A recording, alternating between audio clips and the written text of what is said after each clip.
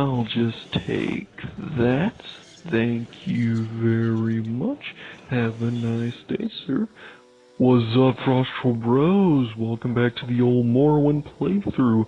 Last we left off, we were here in the Urshulaku burial site, retrieving the Bow of Soul Matul, or whoever, as you can see in my right hand here. Anyways, I'm just going to run on down the old way down here to basically go back to the entrance, because essentially all we have to do now is just turn in this quest and become the clan friend of the Urshulaku, and then we can really start to get underway on the main quest. We're really wrapping things up right here, essentially. Like, we're basically going to be Nerevarine very soon. Of course, we're going to be told that we're not Nerevarine soon, Nerevarine, but we could be. But really, once you're told that you could be Nerevarine, oh yeah, you're basically Nerevarine. All you have to do is just do like a few quests for like a few factions, and next thing you know, you're Nerevarine before you even got started with the game, essentially. So anyways, we got a skeleton bones over here. We're just going to shoot at him with our new bow. Alright. Seems like he's not really being affected by my bow much. Just going to try and sneak over here real quick so I can get a better angle. Of course, I have low stamina, so that may be low fatigue. That may be what's doing it. Alright, but I was able to hit him. I did a good bit. Marksman's up a good bit. That's very good. I may, ooh, got him very low there. Alright. Yep. So yeah, got myself a skeleton killed. Made sure y'all can see everything. As y'all can see, I'm level 7 still. It's gonna be a bit until I can get to level 8, but yeah, that should happen soon enough, for sure. Anyways, I'm just going to check the skeleton's corpse, see if there's anything useful. I'm gonna take the arrow off him. Alright, that's good. Yeah, we're still pretty much way down, so even if I really wanted to loot this dungeon, I basically wouldn't be able to, just because I have so much weight here. Like, I'd have to get to the Urshulaku camp to sell stuff, essentially, because I'm just so way down for everything. Of course, in the next episode, I may start things off by, selling the glass claymore and the wizard staff I got to the mudcrab merchant, due to the fact that there's no other merchant that would be able to buy those items at full price. Like, sure, I can sell them to Creeper, but that's only 5,000 gold versus 10,000 for each, which, you know, a choice between 5,000 and 10,000, yeah, I'm picking 10,000 every time. I'm sorry, but that's just me. Anyways, we're just going to run on through, kill some more skeletons. It seems like all the skeletons respawned, but, you know, it's just more content, really, which is nice. Okay, so looks like there's another skeleton here. What's that? He's holding a staff, a spear? A spear. Okay, that's cool. So we got a skeleton holding a spear. He can't. Oh, okay, apparently he can reach me from here, so I'm just gonna step back a little. Alright, I guess that's the reason why the Todd Howard gave the skeleton a spear, because he can actually reach me if I stand at the right angle. So yeah. But of course, little does Todd Howard know that I am a master stealth archer that can just absolutely whoop that skeleton. And yeah, now we're just going to jump over and slip off like a moron. Okay, that's great. Anyways, I guess it's time for us to basically go back up here. And yeah, there we go. Time to check this skeleton. There might be a few more skeletons down this way.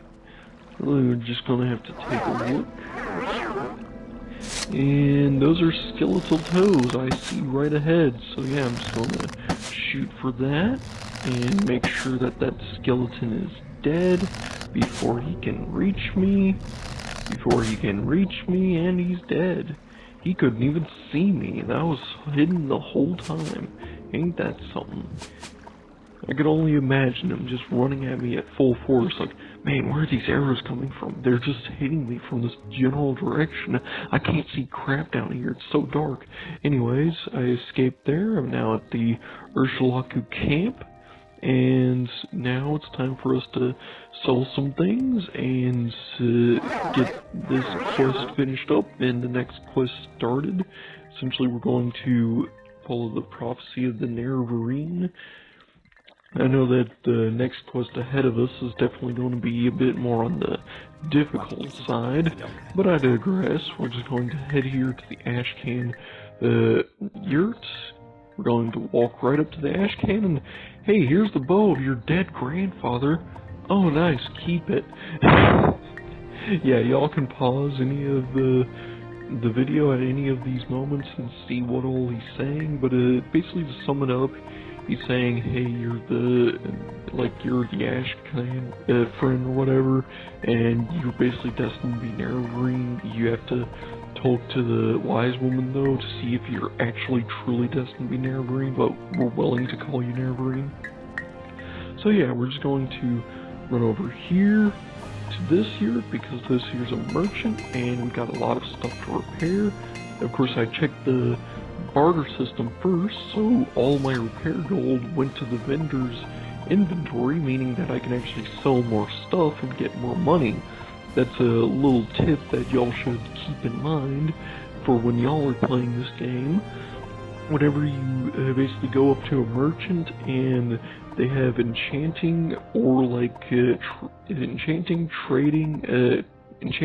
training, or friggin' repair, you can barter first if they have barter, and then immediately exit out and go to enchanting or whatever they have, and do your services there, and then go back to barter, and all the gold you spend on the other service will be added right into their inventory.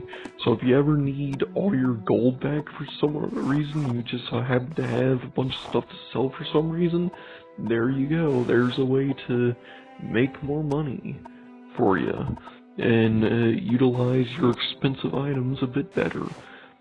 Because it's kind of stupid when you sell a piece of Dark Brotherhood armor and you could get like a good 1,000 gold just for you to end up only getting like 100 just because you're trying to sell it to a merchant with very, very little gold. And ooh, that looks nice. Yeah, I could sit in that. But only a absolute madman would decide to bathe in something like that. I could honestly not understand why anyone would want to do such a thing. Anyways, this here's the wise woman. We're going to talk to her about who I am and who I am to be, and we're going to basically check if we pass the test. Surprise, surprise! We don't pass the test, or at least we don't with few nuances. Like, we pass a bit of the test, but not all of it. Therefore, we have all the qualifications to become Nerevarine, we just aren't Nerevarine. And really, all the qualifications to become Nerevarine are so limited that honestly, it's surprising that you don't see Nerevarines everywhere, because all you need to be a Nerevarine is an orphan. That's it. Yeah, that's literally all you have to be. Well, an orphan and an outlander, but, you know, like, where exactly are you going to find outlanders again? Oh, I don't know, maybe like a good, let's see here, so Morrowind takes up like what, Vardenfell takes up like what, 10% of Tamriel, so you know, like a good 90% of Tamriel is just full of outlanders. And let's just say that the orphan population makes up a good, let's just say about 6% of that. Well, let's see here, 90% of that land, you know, 6% of all that land is orphans, and, you know, the populations can get into the billions in just any province. Yeah, so basically there would be outlanders up the wazoo, but anyways, after talking to the wise woman, I popped a divine intervention, ended up in Nissus, And now we're going to basically head our way back to Balmora to finish up this quest right here. And I'm just going to record that little trip. But yeah, anyways, we're basically the Nerevarine, but not really. But it's kind of not surprising that we're the Nerevarine, but not really, because of how slim the frickin' prophecy, like how just lenient the prophecy is. That's the word I'm looking for, lenient. Like, it's a very lenient prophecy that doesn't require much at all. Anyways, we're just going to head to Aldrune, so that way we can take the cheap guild guide here to travel to Balmora. Like, seriously, if you ever just need to get from one place to another, one of the best ways you can do that is just joining the Mages Guild to really just make all your travel options extremely cheap. Hell, even if you don't join the Mages Guild, the travel guide is still very cheap.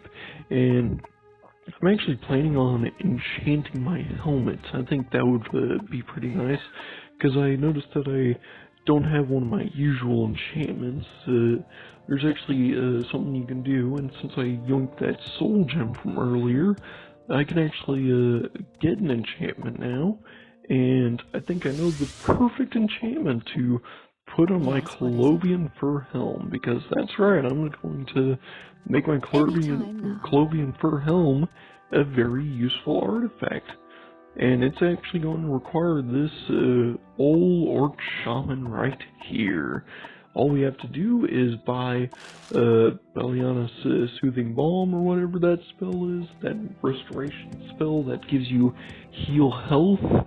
And now we're going to walk up here, and since we got a lot of gold from our great journey to the Urshalok camp, we're going to walk over here, go to enchanting, place the soul gem here, the helmet here, and this is actually going to be interesting, and y'all may want to pay close attention. On self, 7 points to 7 points of healing. That will cost exactly 1 point. I can cast this 100 times, and if I touch the duration, it would actually do something different. So essentially, without touching the duration, all that 7 HP is instant. And I mean, like, you spam right trigger and it's just constantly healing you. Just very instantaneous, and honestly one of the fastest ways to heal yourself in this game. And you can actually screw it up by messing with that dial even a little bit, which would change it to 1 second instead of instant heal. Which, if you change it to 1 second, it would take 1 second for it to heal every single charge you use, which of course takes a bit longer and would give the enemies a lot more time to kill you, since you're spending 1 second to heal 7 health each instead of just instant 7 health every like millisecond. But anyways, we're just going to sit here and turn this quest in. Our next quest is going to take us to an old 6-house fort. And yeah, that's going to basically wrap it up for this video. I am Frostroll, your old bro, and I will catch you all in the next one. Later, bros.